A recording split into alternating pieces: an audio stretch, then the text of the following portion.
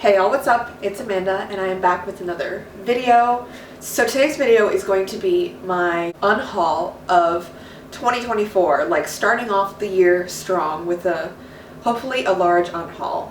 I have officially done my worst books of the year and my best books of the year. So what better way to start off 2024 but with unhauling all the books that I do not care to keep. So without further ado, let's just get right on into the video. These books that I'm standing in front of, or these bookshelves that I'm standing in front of, are all of my read books. So the books that you see upstairs in my room are all of my unread books. And as y'all can see, I have a ton of books. So let's start with the unhaul. So I want to run through my bookshelves really quickly. I have them categorized by genre, kind of. On this shelf, all the way down, are my fiction books. And then on this shelf, I have two shelves that are also fiction, because not all of my fiction books fit on this bookcase. And it's all alphabetized by author. That's how I categorize my books. That's how I organize them. Then on this second bookshelf, this shelf right here are all my graphic novels / manga that I've read. And then the next shelf down are all my nonfiction that I've read. So let's start off with the fiction, I guess. Immediately, I have two that I want to unhaul. I have Call Me By Your Name by Andre Aciman. I read this and I thought it was weird, honestly. Like, I thought, especially the peach scene, if you know, you know. The peach scene was weird. But I kind of enjoyed it. Like, not the peach scene specifically, but like the book overall. I kind of enjoyed it. But I think I mostly held on to this because I had a visceral reaction to the movie when I saw it. Like, I sobbed on a plane, which, like, if you know me, sobbing, not really my thing. In public, sobbing, not really my thing. So on a plane, in an enclosed space, not really my thing. But yeah, so I'm going to be unhauling this.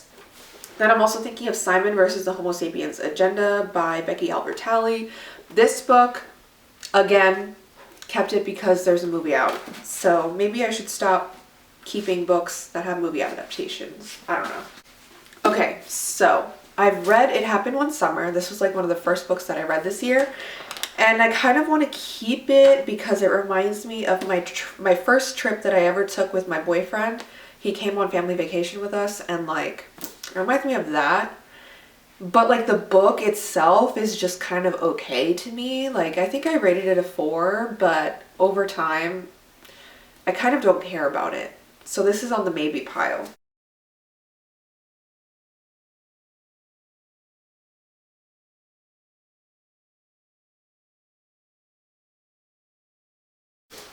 Okay, I also have another 2 books.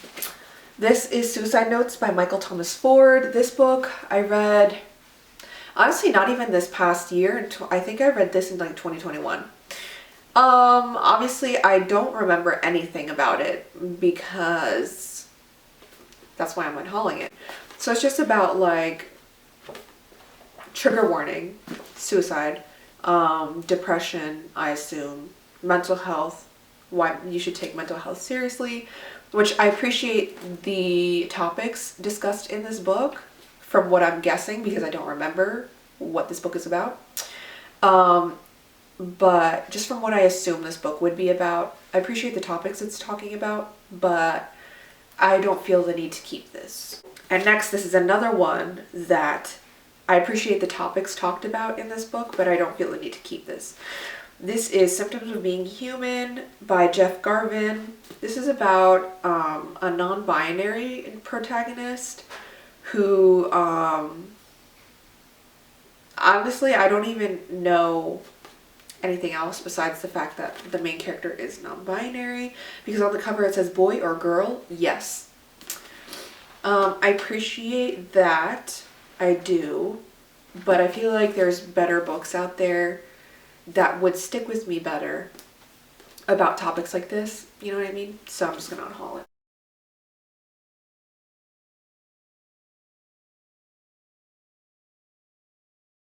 Okay, next shelf. We have 3 books. The first one is Girl in Pieces by Kathleen Glasgow.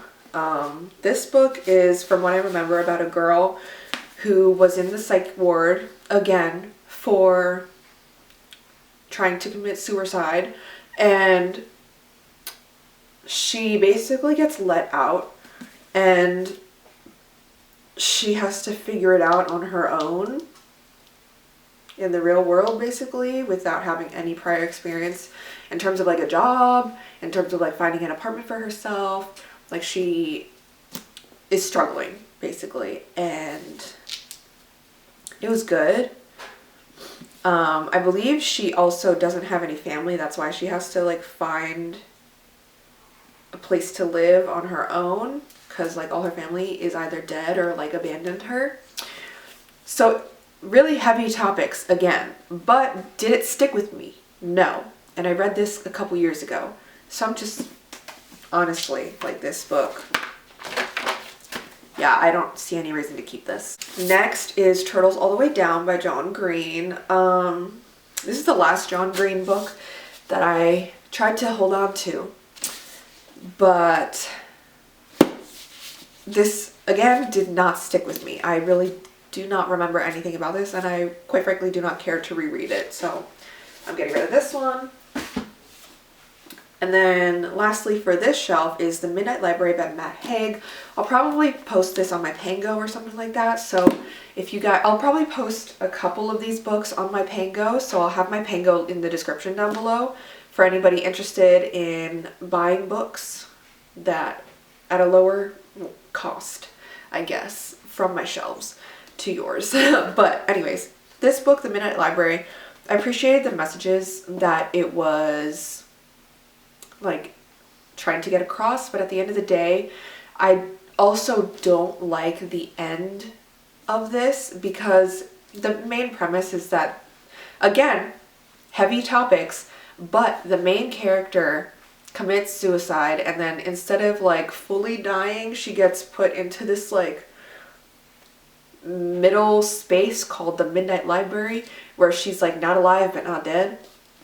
And she can open a book and relive parts of her life as if she made a different choice, like just one different choice, and see how that affected her life. So she goes through all these different lives, lives them until she realizes that like she wants to live her life that she chose to end. And it's all about like appreciate what you have, but also it kind of, to me, diminishes like mental health and diminishes the real struggles that people have because of the way that this was framed, I guess, like the ending was framed. From what I remember, it just rubbed me the wrong way, so that's why I'm getting rid of this one. Last shelf on this bookcase. Can y'all see that one down there?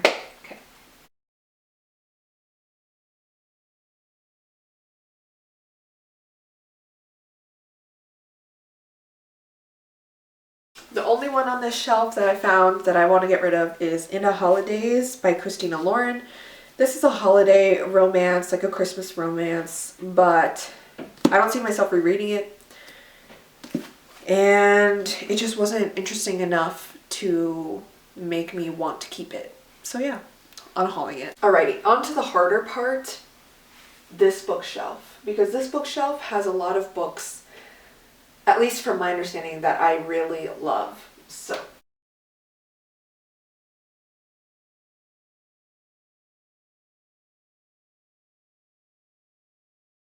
the only one on this top shelf that I see going is Where the Crawdads Sing by Delia Owens. This author has a controversy around whether she murdered someone or not. I don't need that on my bookshelves.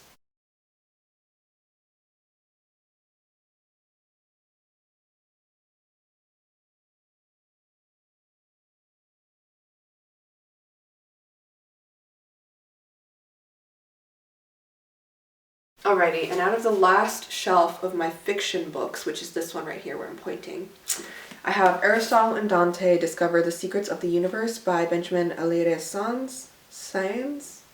I don't know how you pronounce his name. But this book was good. I really did enjoy it when I read it, but I don't see myself rereading it again. And I just feel like it's just not that important to me, if I'm being honest.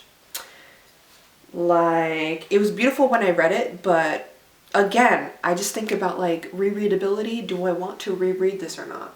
The answer is no. This other book is a book that I did read this year. This is Nervous by Zane.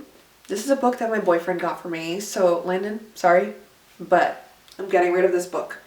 It was really bad. The main character is supposed to be someone with like multiple personality disorder. I don't know if that's like what you call it now, but in the book, which was published like 20 years ago, that's what they call it, multiple personality disorder. And basically she has one personality, which is like the main personality that goes to work and everything like that and like lives her life the majority of the time.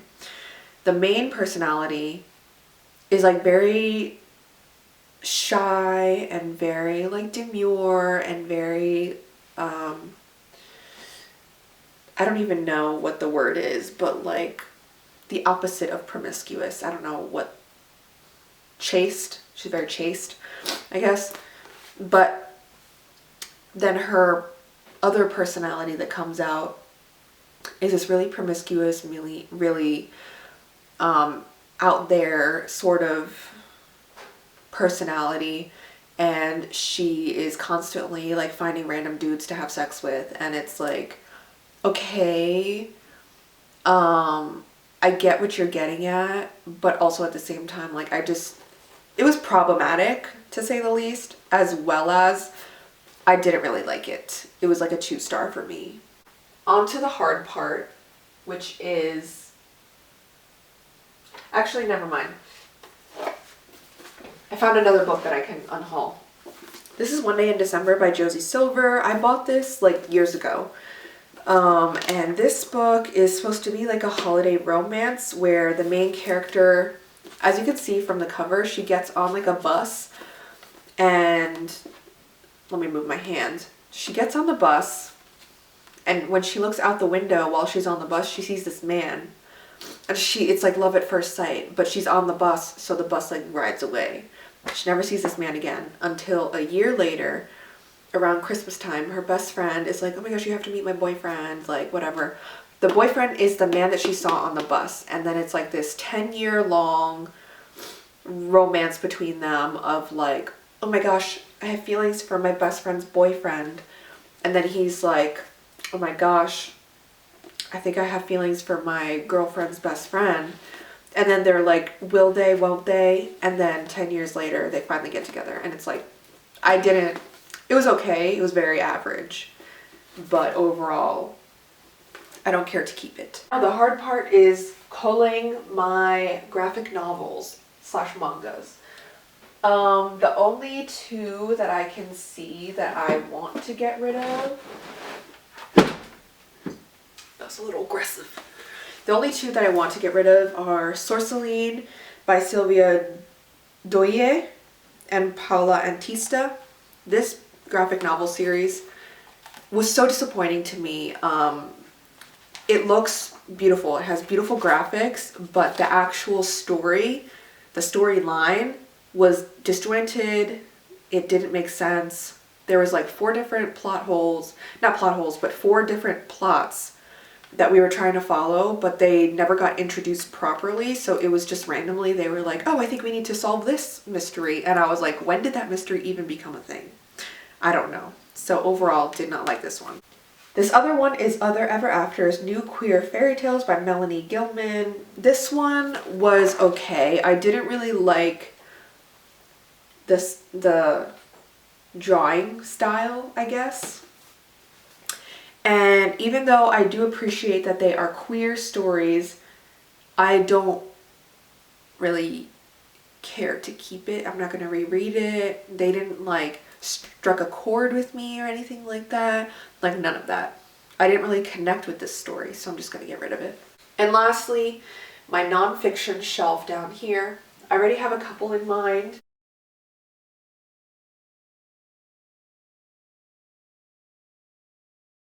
Yeah, so the only two books I'm culling from my nonfiction shelf are The Man Who Couldn't Stop, OCD and the True Story of a Life Lost in Thought by David Adam. This book, I was just expecting more from it, more personal anecdotes, but it was just kind of stale, the writing, and it was very much so about like the scientific, psychological side of OCD, which is not really what I was looking for. I wanted like a personal account.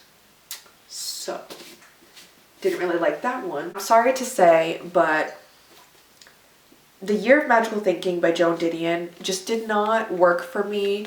This book is about her dealing with the loss of her husband, like the sudden loss of her husband. She wasn't expecting it. He just like literally dropped dead one day.